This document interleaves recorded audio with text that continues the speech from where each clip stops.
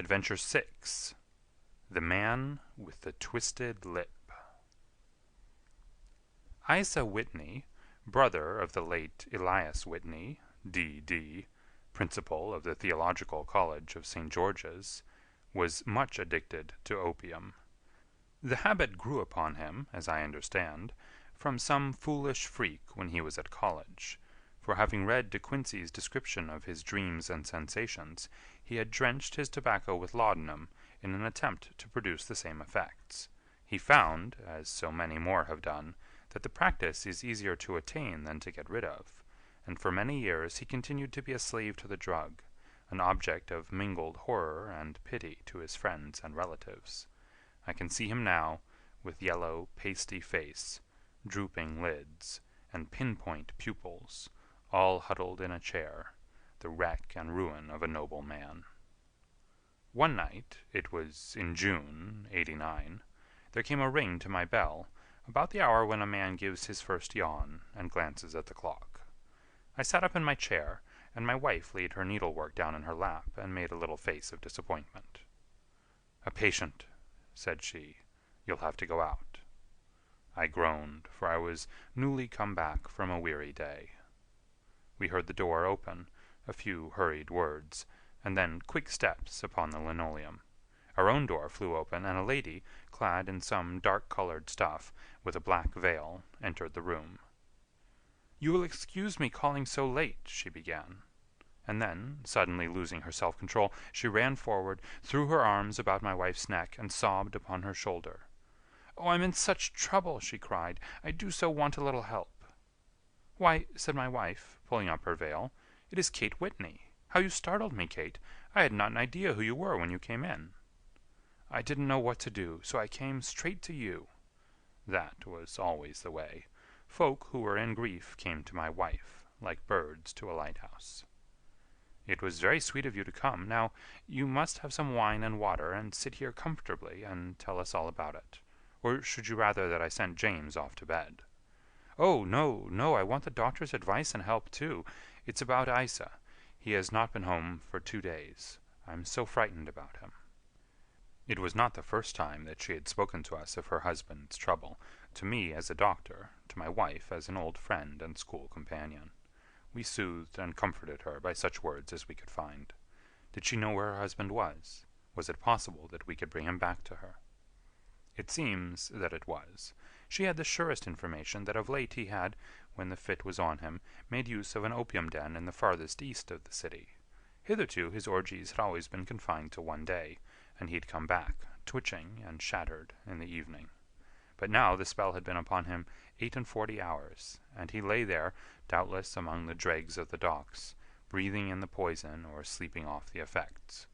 There he was to be found, she was sure of it, at the Bar of Gold, in Upper Swandam Lane. But what was she to do? How could she, a young and timid woman, make her way into such a place and pluck her husband out from among the ruffians who surrounded him? There was the case, and of course there was but one way out of it. Might I not escort her to this place? And then, as a second thought, why should she come at all? I was Isa Whitney's medical adviser, and as such I had influence over him. I could manage it better if I were alone. I promised her on my word that I would send him home in a cab within 2 hours if he were indeed at the address which she had given me. And so in 10 minutes I had left my armchair and cheery sitting-room behind me, and was speeding eastward in a hansom on a strange errand, as it seemed to me at the time, though the future only could show how strange it was to be. But there was no great difficulty in the first stage of my adventure. Upper Swandam Lane is a vile alley, lurking behind the high wharves which line the north side of the river to the east of London Bridge. Between a slop-shop and a gin-shop, approached by a steep flight of steps leading down to a black gap like the mouth of a cave, I found the den of which I was in search.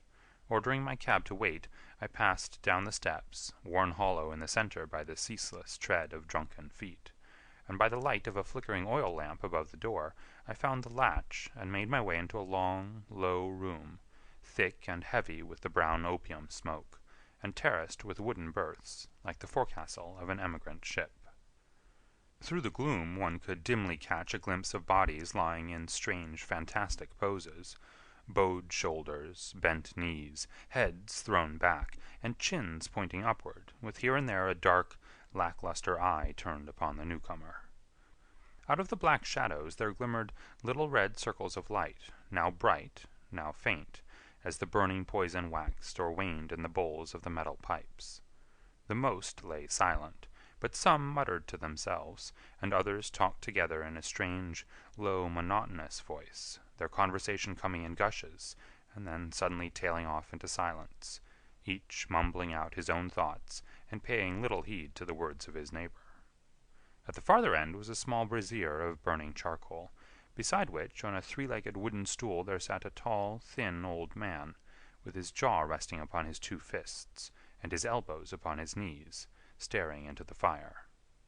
As I entered, a sallow Malay attendant had hurried up with a pipe for me and a supply of the drug, beckoning me to an empty berth. "Thank you, I have not come to stay," said I. "There is a friend of mine here, Mr. Isa Whitney, and I wish to speak with him." There was a movement and an exclamation from my right, and peering through the gloom I saw Whitney, pale, haggard, and unkempt, staring out at me. "My God, it's Watson," said he. He was in a pitiable state of reaction, with every nerve in a twitter. "I say, Watson, what o'clock is it?" "Nearly 11." "Of what day?" "Of Friday, June 19th." "Good heavens! I thought it was Wednesday. It is Wednesday. What do you want to frighten a chap for?" He sank his face onto his arms and began to sob in a high treble key. "I tell you that it is Friday, man. Your wife has been waiting this 2 days for you. You should be ashamed of yourself." "So I am. But you've got mixed, Watson, for I've only been here a few hours. 3 pipes, 4 pipes, I forget how many. But I'll go home with you. I wouldn't frighten Kate, poor little Kate. Give me your hand. Have you a cab?" "Yes, I have one waiting." "Then I shall go in it. But I must owe something. Find what I owe, Watson. I am all off color. I can do nothing for myself." I walked down the narrow passage between the double row of sleepers, holding my breath to keep out the vile, stupefying fumes of the drug, and looking about for the manager. As I passed the tall man who sat by the brazier, I felt a sudden pluck at my skirt, and a low voice whispered, "Walk past me, and then look back at me." The words fell quite distinctly upon my ear. I glanced down. They could only have come from the old man at my side, and yet he sat now as absorbed as ever, very thin, very wrinkled, bent with age, an opium pipe dangling down from between his knees, as though it had dropped in sheer lassitude from his fingers.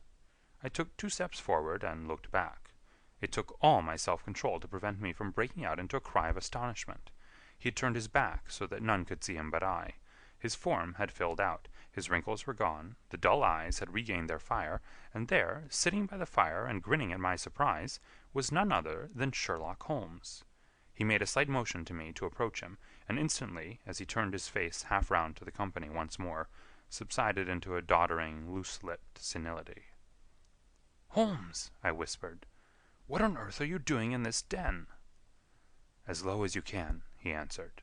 "I have excellent ears. If you would have the great kindness to get rid of that sottish friend of yours, I should be exceedingly glad to have a little talk with you."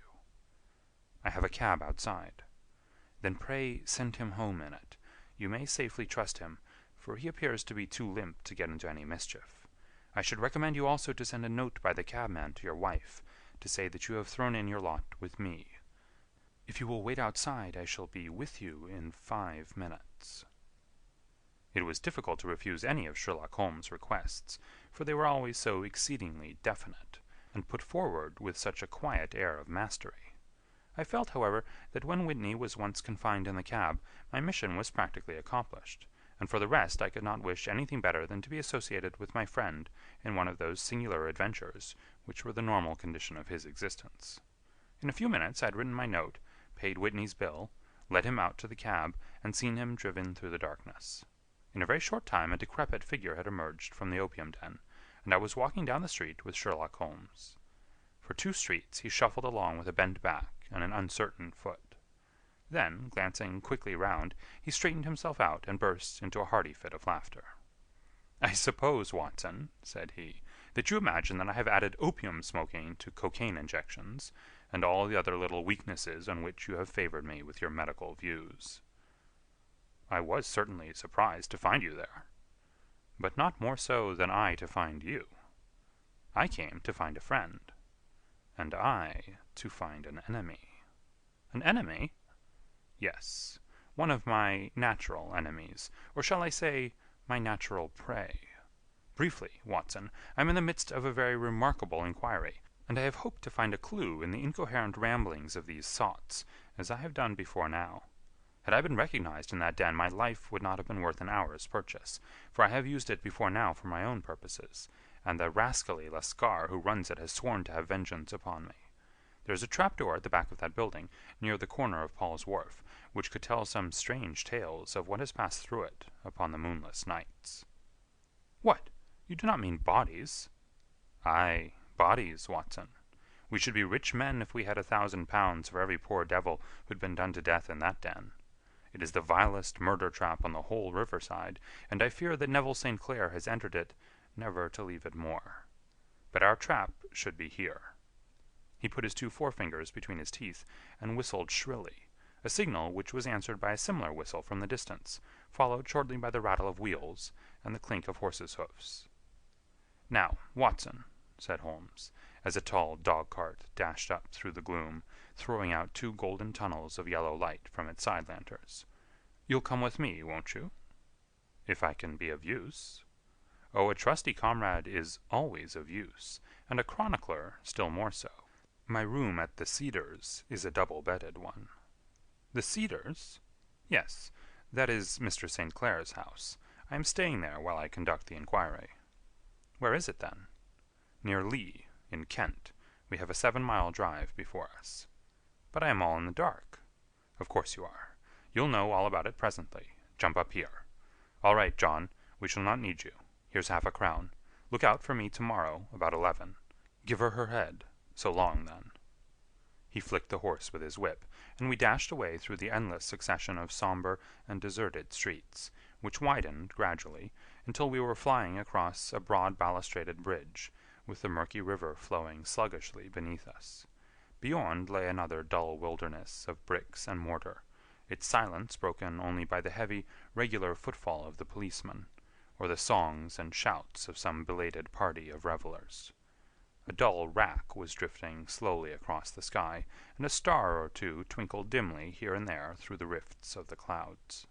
Holmes drove in silence, with his head sunk upon his breast, and the air of a man who is lost in thought, while I sat beside him, curious to learn what this new quest might be which seemed to tax his powers so sorely, and yet afraid to break in upon the current of his thoughts. We had driven several miles, and were beginning to get to the fringe of the belt of suburban villas, when he shook himself, shrugged his shoulders, and lit up his pipe with the air of a man who has satisfied himself that he is acting for the best. "You have a grand gift of silence, Watson," said he. "It makes you quite invaluable as a companion. Upon my word, it is a great thing for me to have someone to talk to, for my own thoughts are not over-pleasant. I was wondering what I should say to this dear little woman tonight when she meets me at the door." "You forget that I know nothing about it." "I shall just have time to tell you the facts of the case before we get to Lee. It seems absurdly simple, and yet somehow I can get nothing to go upon. There's plenty of thread, no doubt, but I can't get the end of it into my hand. Now, I'll state the case clearly and concisely to you, Watson, and maybe you can see a spark where all is dark to me." "Proceed, then." Some years ago, to be definite in May 1884, there came to Lee a gentleman, Neville St. Clair by name, who appeared to have plenty of money. He took a large villa, laid out the grounds very nicely, and lived generally in good style. By degrees he made friends in the neighborhood, and in 1887 he married the daughter of a local brewer, by whom he now has 2 children. He had no occupation, but was interested in several companies, and went into town as a rule in the morning, returning by the 5:14 from Cannon Street every night.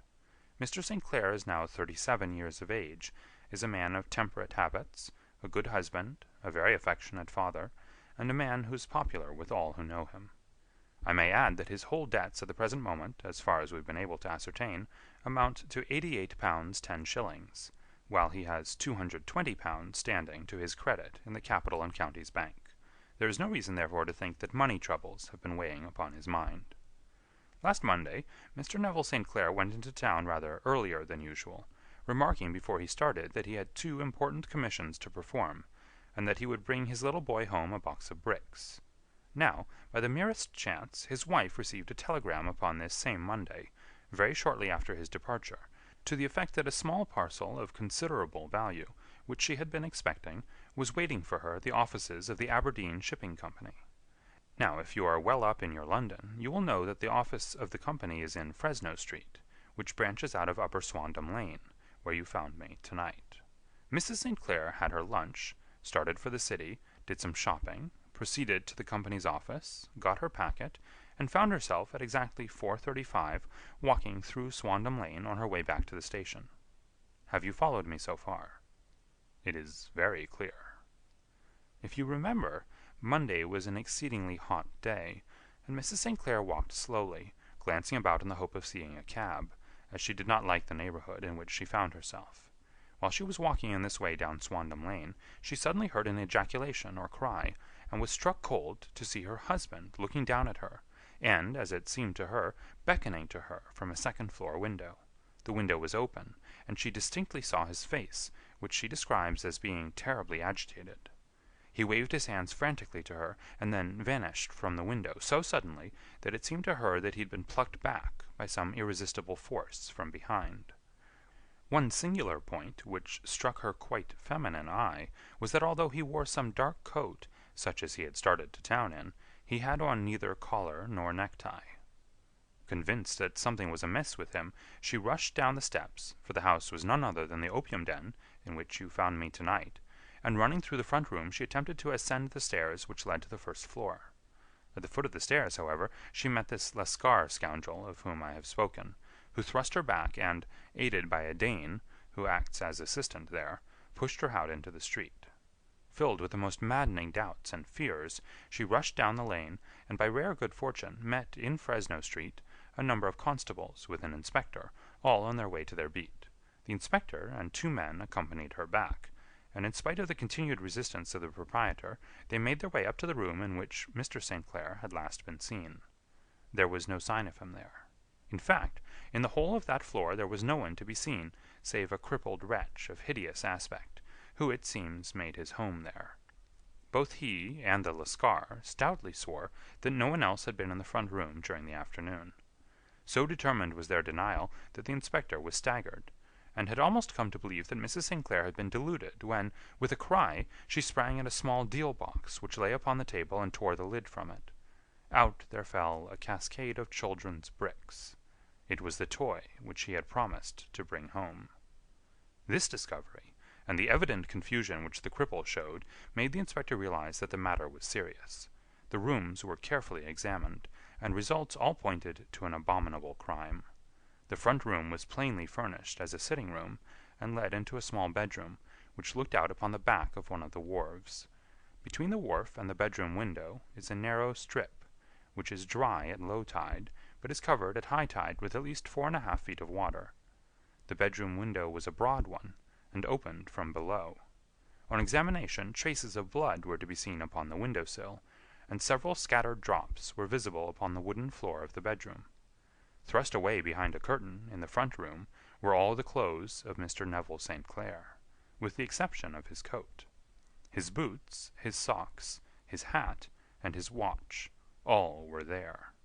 There were no signs of violence upon any of these garments, and there were no other traces of Mr. Neville St. Clair. Out of the window he must apparently have gone, for no other exit could be discovered, and the ominous bloodstains upon the sill gave little promise that he could save himself by swimming, for the tide was at its very highest at the moment of the tragedy. And now as to the villains who seemed to be immediately implicated in the matter. The Lascar was known to be a man of the vilest antecedents, but as, by Mrs. St. Clair's story, he was known to have been at the foot of the stair within a very few seconds of her husband's appearance at the window, he could hardly have been more than an accessory to the crime. His defense was one of absolute ignorance, and he protested that he had no knowledge as to the doings of Hugh Boone, his lodger, and that he could not account in any way for the presence of the missing gentleman's clothes. So much for the Lascar manager.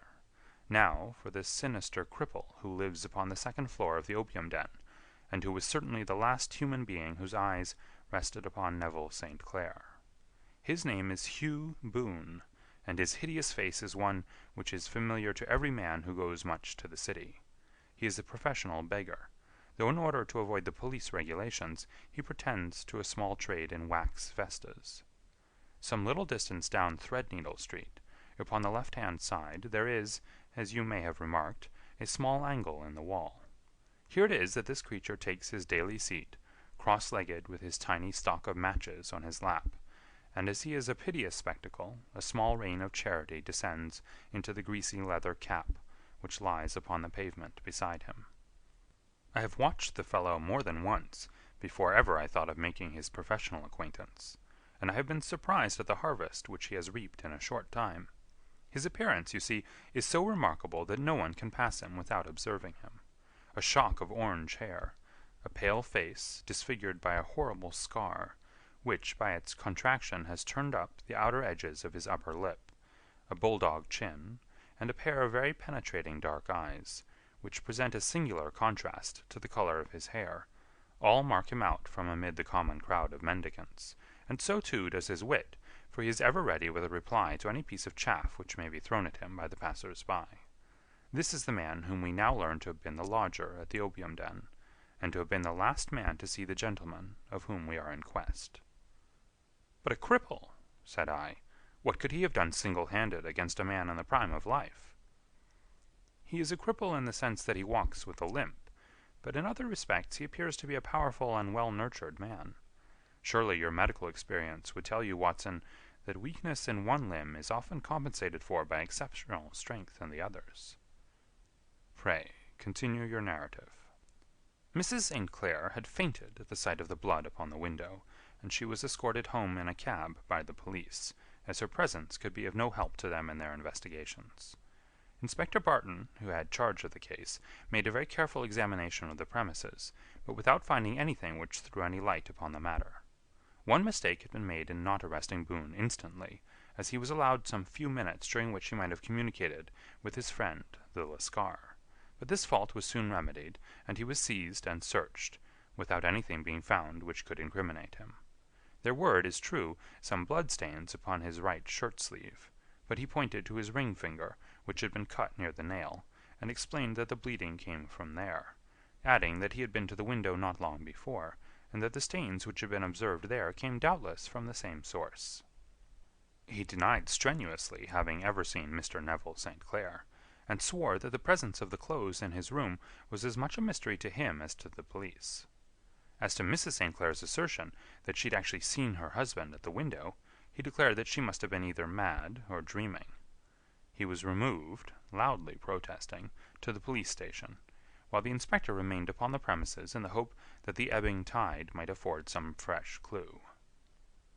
And it did, though they hardly found upon the mudbank what they had feared to find. It was Neville St. Clair's coat, and not Neville St. Clair, which lay uncovered as the tide receded. And what do you think they found in the pockets? I cannot imagine. No, I don't think you would guess. Every pocket stuffed with pennies and halfpennies, 421 pennies and 270 halfpennies. It was no wonder that it had not been swept away by the tide. But a human body is a different matter. There was a fierce eddy between the wharf and the house. It seemed likely enough that the weighted coat had remained when the stripped body had been sucked away into the river.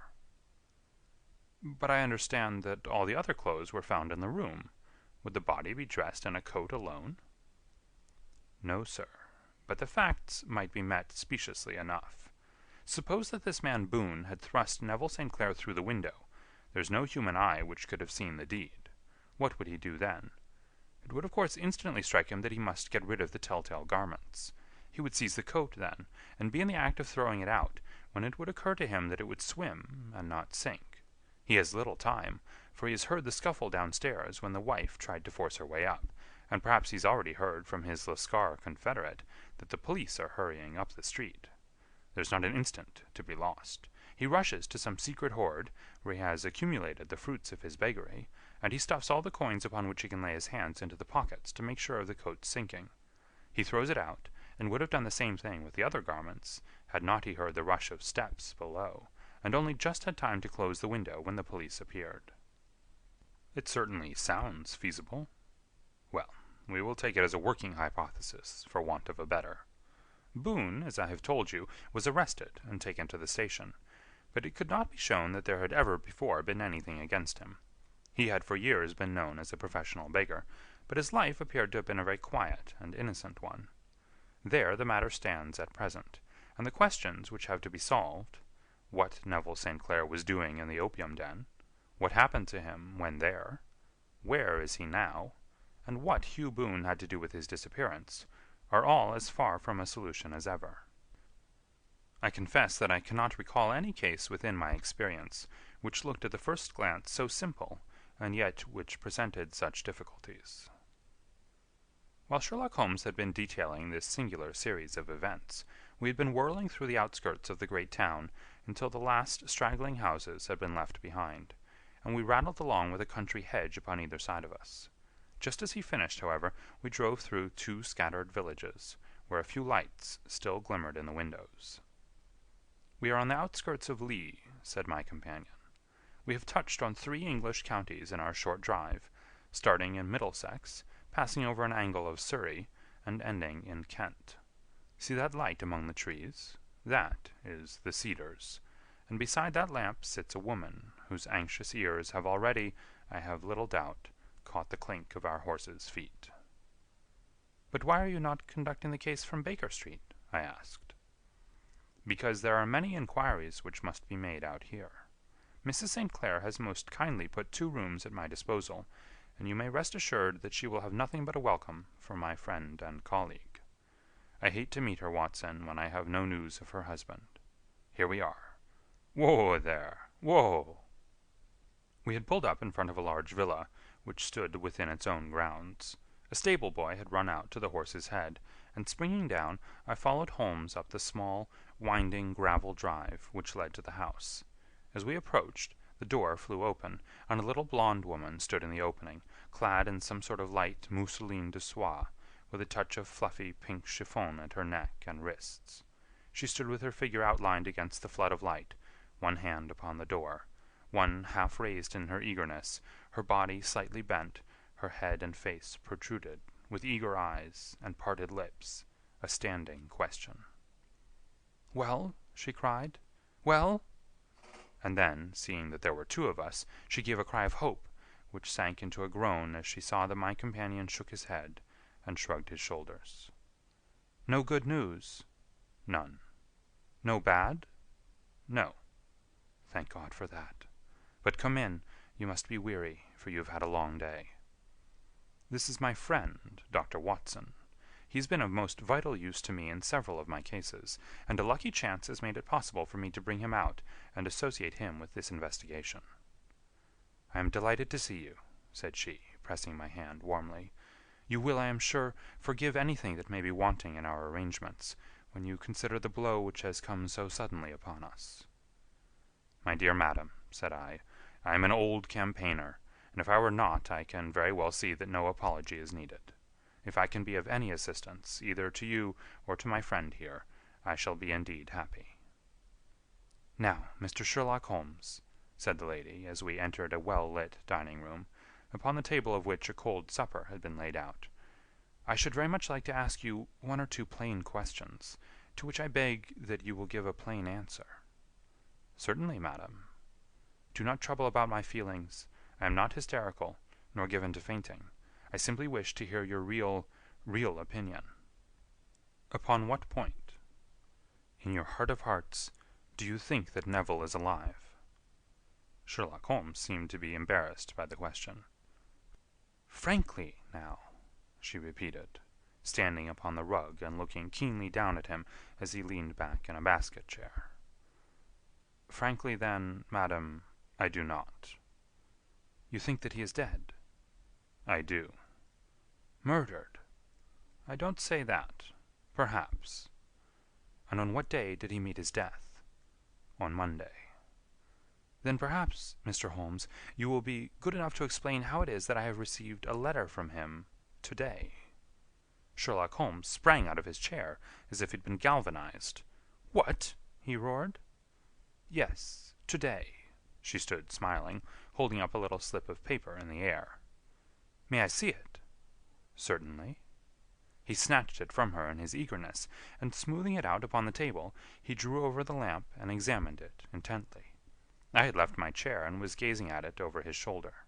The envelope was a very coarse one, and was stamped with the Gravesend postmark, and with the date of that very day, or rather of the day before, for it was considerably after midnight. "Coarse writing," murmured Holmes. "Surely this is not your husband's writing, madam?" "No, but the enclosure is." "I perceive also that whoever addressed the envelope had to go and inquire as to the address." "How can you tell that?" "The name, you see, is in perfectly black ink, which has dried itself. The rest is of the grayish color, which shows that blotting paper has been used. If it had been written straight off, and then blotted, none would be of a deep black shade. This man has written the name, and there has then been a pause before he wrote the address, which can only mean that he was not familiar with it. It is, of course, a trifle, but there is nothing so important as trifles. Let us now see the letter. Ha! There's been an enclosure here." "Yes, there was a ring, his signet ring." "And you are sure that this is your husband's hand?" "One of his hands." "One?" "His hand when he wrote hurriedly. It is very unlike his usual writing, and yet I know it well." "Dearest, do not be frightened. All will come well. There is a huge error which it may take some little time to rectify. Wait in patience. Neville." Written in pencil upon the fly-leaf of a book, octavo size, no watermark.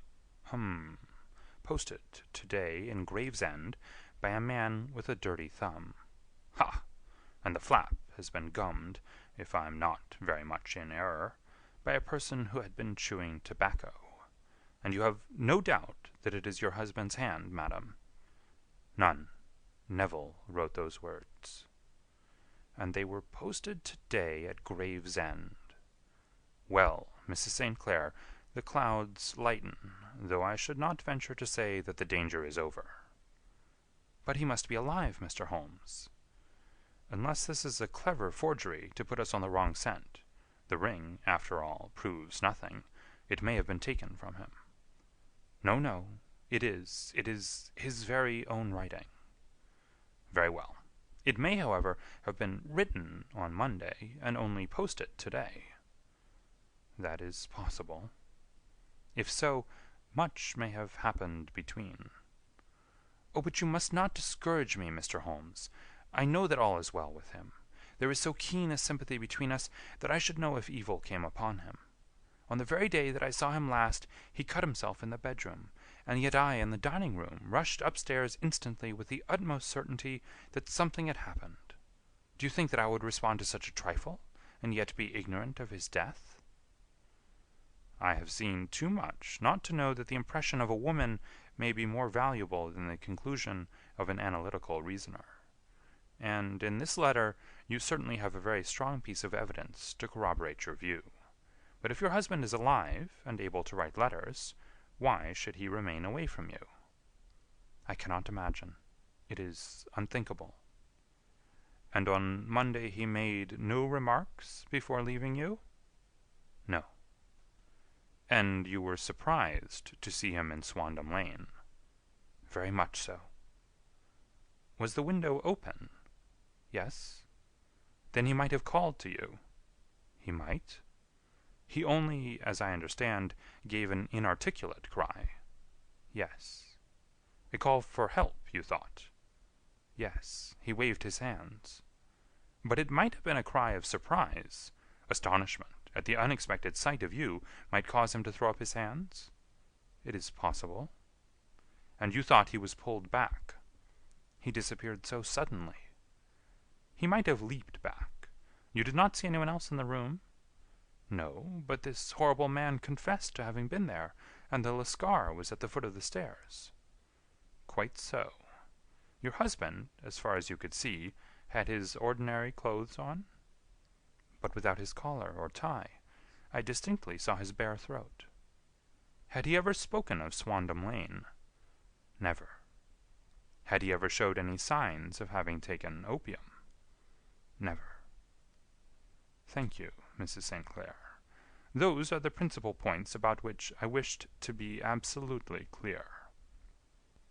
We shall now have a little supper, and then retire, for we may have a very busy day tomorrow."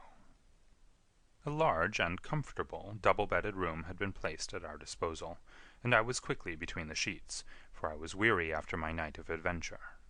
Sherlock Holmes was a man, however, who, when he had an unsolved problem upon his mind, would go for days, and even for a week, without rest, turning it over, rearranging his facts, looking at it from every point of view until he had either fathomed it or convinced himself that his data were insufficient. It was soon evident to me that he was now preparing for an all-night sitting. He took off his coat and waistcoat, put on a large blue dressing-gown, and then wandered about the room collecting pillows from his bed and cushions from the sofa and armchairs. With these he constructed a sort of Eastern divan, upon which he perched himself, cross-legged, with an ounce of shag tobacco and a box of matches laid out in front of him. In the dim light of the lamp I saw him sitting there, an old briar pipe between his lips, his eyes fixed vacantly upon the corner of the ceiling, the blue smoke curling up from him, silent, motionless, with the light shining upon his strong-set, aquiline features. So he sat as I dropped off to sleep, and so he sat when a sudden ejaculation caused me to wake up, and I found the summer sun shining into the apartment. The pipe was still between his lips, the smoke still curled upward, and the room was full of a dense tobacco haze, but nothing remained of the heap of shag which I had seen upon the previous night. "Awake, Watson?" he asked. "Yes." "Game for a morning drive?" "Certainly." "Then dress. No one is stirring yet, but I know where the stable-boy sleeps, and we shall soon have the trap out." He chuckled to himself as he spoke, his eyes twinkled, and he seemed a different man to the sombre thinker of the previous night. As I dressed I glanced at my watch. It was no wonder that no one was stirring. It was 25 minutes past 4. I'd hardly finished when Holmes returned with the news that the boy was putting in the horse. "I want to test a little theory of mine," said he, pulling on his boots. "I think, Watson, that you are now standing in the presence of one of the most absolute fools in Europe. I deserve to be kicked from here to Charing Cross, but I think I have the key of the affair now." "And where is it?" I asked, smiling. "In the bathroom," he answered. "Oh, yes, I'm not joking," he continued, seeing my look of incredulity. "I have just been there, and I have taken it out, and I have got it in this Gladstone bag. Come on, my boy, and we shall see whether it will not fit the lock." We made our way downstairs as quietly as possible, and out into the bright morning sunshine. In the road stood our horse and trap, with the half-clad stable-boy waiting at the head. We both sprang in, and away we dashed down the London road. A few country carts were stirring, bearing in vegetables to the metropolis, but the lines of villas on either side were as silent and lifeless as some city in a dream. "It has been in some points a singular case," said Holmes, flicking the horse on into a gallop. "I confess that I have been as blind as a mole, but it is better to learn wisdom late than never to learn it at all."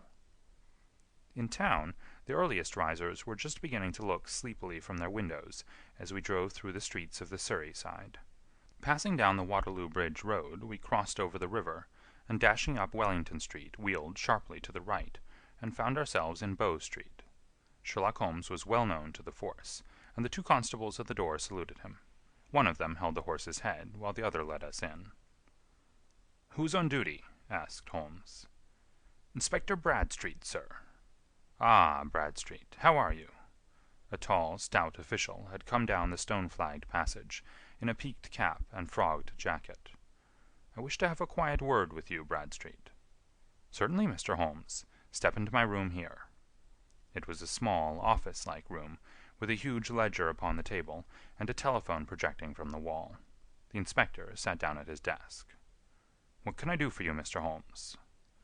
I called about that beggarman, Boone, the one who was charged with being concerned in the disappearance of Mr. Neville St. Clair, of Lee. Yes, he was brought up and remanded for further inquiries. So I heard. You have him here? In the cells. Is he quiet? Oh, he gives no trouble, but he's a dirty scoundrel. Dirty? Yes, it's all we can do to make him wash his hands, and his face is as black as a tinker's. Well, when once his case has been settled, he will have a regular prison bath, and I think if you saw him, you would agree with me that he needed it. I should like to see him very much. Would you? That's easily done. Come this way. You can leave your bag. No, I think that I'll take it. Very good.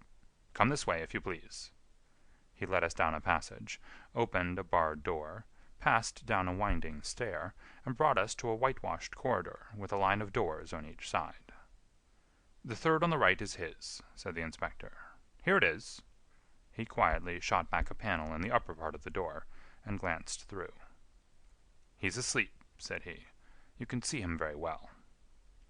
We both put our eyes to the grating.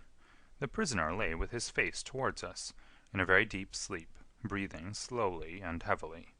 He was a middle-sized man, coarsely clad as became his calling, with a colored shirt protruding through the rent in his tattered coat.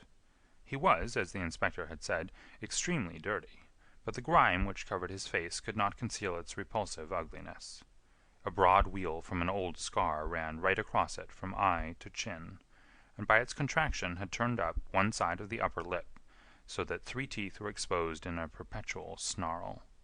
A shock of very bright red hair grew low over his eyes and forehead. "He's a beauty, isn't he?" said the inspector. "He certainly needs a wash," remarked Holmes. "I had an idea that he might, and I took the liberty of bringing the tools with me." He opened the Gladstone bag as he spoke, and took out, to my astonishment, a very large bath sponge. You're a funny one," chuckled the inspector. "Now, if you will have the great goodness to open that door very quietly, we will soon make him cut a much more respectable figure." "Well, I don't know why not," said the inspector. "He doesn't look a credit to the Bow Street cells, does he?" He slipped his key into the lock, and we all very quietly entered the cell. The sleeper half turned, and then settled down once more into a deep slumber. Holmes stooped to the water jug, moistened his sponge, and then rubbed it twice vigorously across and down the prisoner's face. "Let me introduce you," he shouted, "to Mr. Neville St. Clair, of Lee, in the county of Kent." Never in my life have I seen such a sight. The man's face peeled off under the sponge like the bark from a tree. Gone was the coarse brown tint. Gone, too, was the horrid scar which had seamed it across, and the twisted lip which had given the repulsive sneer to the face. A twitch brought away the tangled red hair, and there, sitting up in his bed, was a pale, sad-faced, refined-looking man, black-haired and smooth-skinned, rubbing his eyes and staring about him with sleepy bewilderment. Then, suddenly realizing the exposure, he broke into a scream and threw himself down with his face to the pillow. "Great heavens!" cried the inspector. "It is, indeed, the missing man. I know him from the photograph." The prisoner turned with the reckless air of a man who abandons himself to his destiny. "Be it so," said he. "And pray, what am I charged with?" "With making away with Mr. Neville St. "Oh, come, you can't be charged with that unless they make a case of attempted suicide of it," said the inspector with a grin.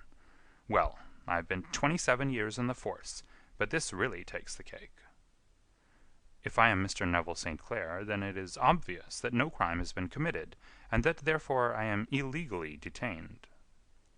"No crime, but a very great error has been committed," said Holmes. "You would have done better to have trusted your wife." "It was not the wife, it was the children," groaned the prisoner. "God help me, I would not have them ashamed of their father. My God, what an exposure! What can I do?" Sherlock Holmes sat down beside him on the couch, and patted him kindly on the shoulder. "If you leave it to a court of law to clear the matter up," said he, "of course you can hardly avoid publicity. On the other hand, if you convince the police authorities that there is no possible case against you, I do not know that there is any reason that the details should find their way into the papers. Inspector Bradstreet would, I am sure, make notes upon anything which you might tell us, and submit it to the proper authorities. The case would then never go into court at all." "God bless you!" cried the prisoner, passionately. "I would have endured imprisonment, aye, even execution, rather than have left my miserable secret as a family blot to my children.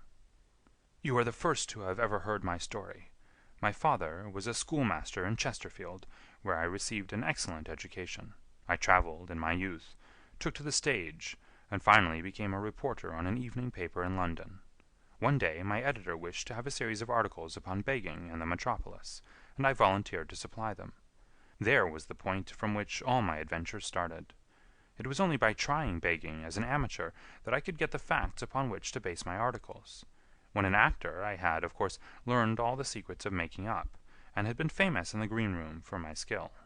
I took advantage now of my attainments.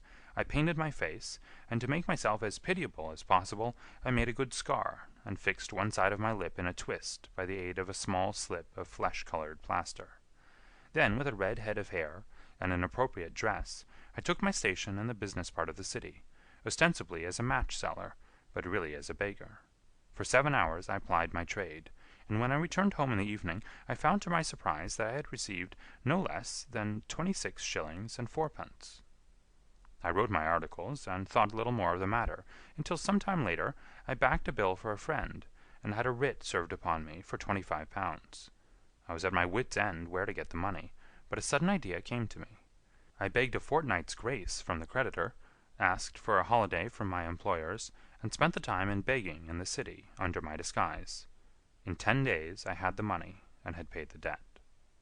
Well, you can imagine how hard it was to settle down to arduous work at £2 a week, when I knew that I could earn as much in a day by smearing my face with a little paint, laying my cap on the ground, and sitting still. It was a long fight between my pride and the money, but the dollars won at last, and I threw up reporting and sat day after day in the corner which I had first chosen, inspiring pity by my ghastly face, and filling my pockets with coppers. Only one man knew my secret. He was the keeper of a low den in which I used to lodge in Swandam Lane, where I could every morning emerge as a squalid beggar, and in the evenings transform myself into a well-dressed man about town.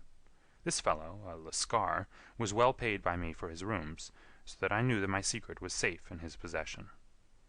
Well, very soon I found that I was saving considerable sums of money. I do not mean that any beggar in the streets of London could earn £700 a year, which is less than my average takings, but I had exceptional advantages in my power of making up, and also in a facility of repartee, which improved by practice and made me quite a recognized character in the city. All day a stream of pennies, varied by silver, poured in upon me, and it was a very bad day in which I failed to take £2. As I grew richer I grew more ambitious, took a house in the country, and eventually married, without anyone having a suspicion as to my real occupation. My dear wife knew that I had business in the city.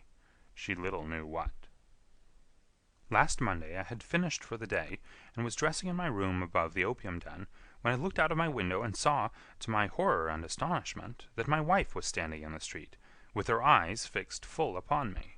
I gave a cry of surprise, threw up my arms to cover my face, and rushing to my confidant, the Lascar, entreated him to prevent anyone from coming up to me.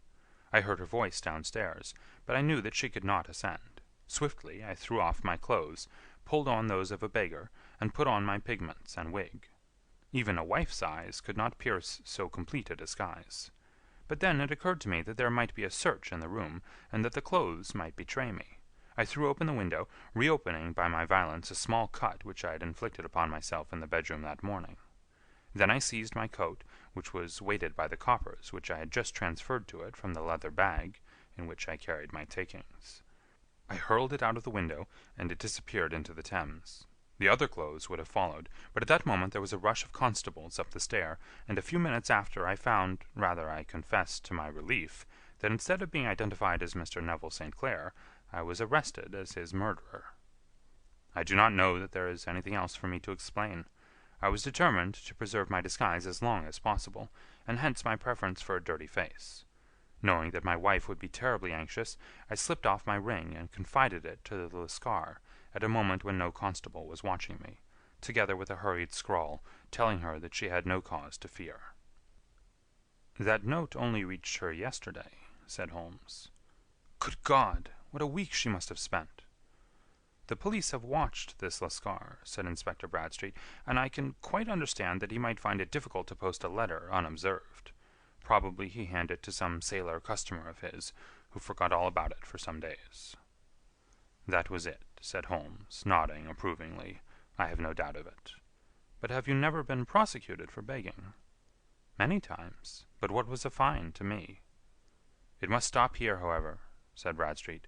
"If the police are to hush this thing up, there must be no more of Hugh Boone." "I have sworn it by the most solemn oaths which a man can take." "In that case, I think that it is probable that no further steps may be taken. But if you are found again, then all must come out. I am sure, Mr. Holmes, that we are very much indebted to you for having cleared the matter up. I wish I knew how you reached your results." "I reached this one," said my friend, "by sitting upon 5 pillows and consuming an ounce of shag. I think, Watson, that if we drive to Baker Street we shall just be in time for breakfast." End of Adventure 6.